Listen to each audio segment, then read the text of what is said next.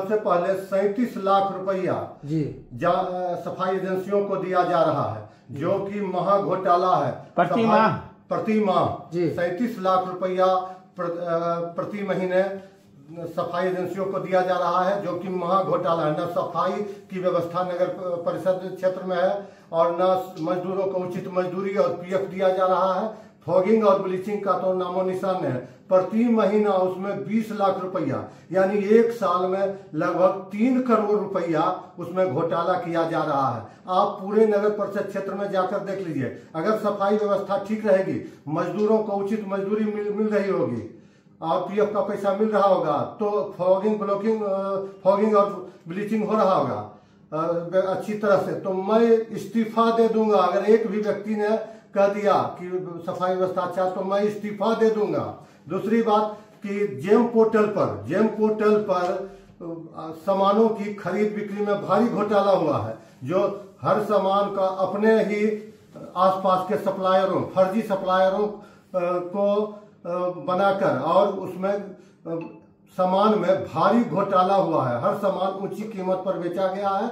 इसके अतिरिक्त बाल्टी, मैं आपको कुछ उदाहरण बता देता हूं कि बाल्टी की खरीद मात्र 12 से 13 हजार बाल्टी की खरीद हुआ है। 6 से 7 हजार बाल्टी बांटा गया और 21,000 बाल्टी का पैसा 80-90 रुपये के हिसाब के दर से भुगतान किया गया है। संकेतक बोर्ड, हरा संकेतक बोर्ड जो बाढ़ के आगे में लगाया जाता है, उस संकेतक बोर्ड का 6 से 7 हजार रुपया कीमत है और 33,000 भुगतान किया गया। स्वागत गेट जो सिर्फ 1 से 1.5 लाख में बनता है, जाके आप चारों एरिया में देख लीजिए, और उसका 10.25 लाख रुपया भुगतान किया गया है।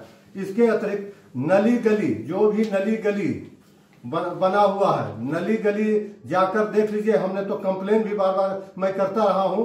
जो भी नली गली बनाया जा रहा है चेयरमैन के गुर्गों द्वारा, ज्यादातर वो घटिया किस्म का है। उसमें 4 करोड़ का घोटाला हुआ है। जेम पोर्टल पर भी लगभग 4 से 5 करोड़ का घोटाला हुआ है। इसके बाद कचरा उठाने वाली मशीन जो 26-27 लाख में आती है, 50 लाख में खरीदा गया है।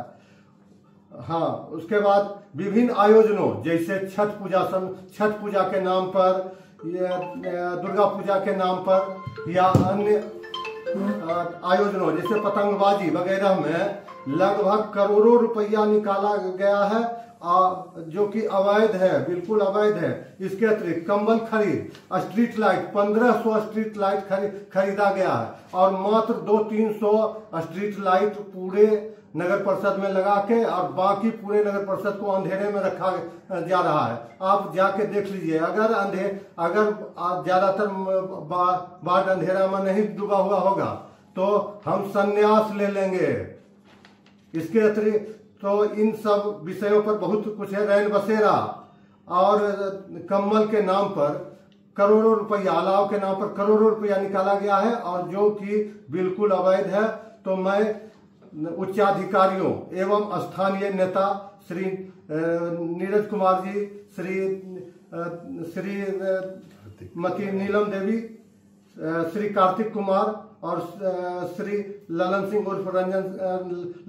उर्फ राजीव रंजन सिंह सांसद महोदय से मांग करता हूं कि जल्द से जल्द इस जांच करवाकर और मोकामा नगर के लोगों को कष्ट से एवं भ्रष्टाचार से दूर करें। ये विगत दिनों नगर विकास विभाग के अपर सचिव आए हुए थे, तो उन्होंने जांच किया था फाइल में नगर परिषद में, तो कुछ फाइल लेकर के भी गए थे कि संदिग्ध जो उनके नजर में आया था, तो कुछ फाइल को लेकर के गए थे पटना। बहुत से फाइल, तो अभी उसका परिणाम क्या निकला, क्या निष्कर्ष निकला, जो आपकी नजर जानकारी? बहुत से फाइल वो अपने साथ ले गए, हम लोग वहाँ मौजूद थे।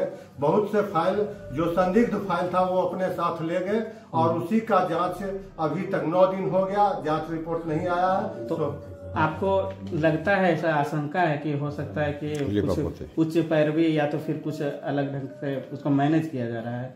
संभव है कि उच्चाधिकारियों के दबाव में और स्थानीय नेताओं के उदासीनता के कारण यह मामला दबाया जा सकता है और करोड़ों का घोटाला को बिना उजागर किए दबा दिया जा सकता है। आप बता रहे 14,000 बाल्टी खरीदा गया, 21,000 का बिल बनाया गया, कैसे पता चला आपको? इसका क्या प्रमाण है? हाँ, इसका प्रमाण है कि हम लोगों ने बोर्ड की बैठक में होल्डिंग प्रति होल्डिंग गुने 2 यानी 10,000 होल्डिंग है और 20,000 और 1,000 व्यवसायियों के लिए, तो दुकानदारों के लिए 21,000 बाल्टी की खरीद की मंजूरी दिया था और 21,000 खरीदा भी गया, लेकिन 6 से 7,000 मात्र बाल्टी बटा है, 6-7,000 रखा हुआ है, बाकी 8,000 बाल्टी में घोटाला हुआ है। 24/4/2025 को जो नगर विकास और आवास विभाग की टीम है उसके द्वारा छापेमारी किया गया और अभी आज 3 तारीख हो गया है, उसका कोई परिणाम नहीं निकला है, तो आपका अब अगला कदम क्या होगा? हम अगर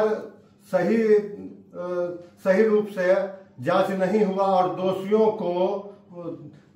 को पर कार्रवाई नहीं हुई तो हम लोग हाई कोर्ट जाएंगे और आंदोलन भी करेंगे। आप लोग के जो ये गुट है जिसमें कि आप लोग ये भ्रष्टाचार के खिलाफ लड़ाई लड़ रहे हैं, तो आप लोग के साथ नगर पालिका के कितने वार्ड पार्षद खड़े हैं? लगभग बहुत ज्यादातर वार्ड पार्षद हमारे साथ हैं, कुछ जो वार्ड पार्षद एकदम फ्रंट पर है जी, वो हम लोगों के बीच रहते हैं, बाकी ज्यादातर पब्लिक और ज्यादातर वार्ड पार्षद। तो छापेमारी हुई थी या जांच हुई थी?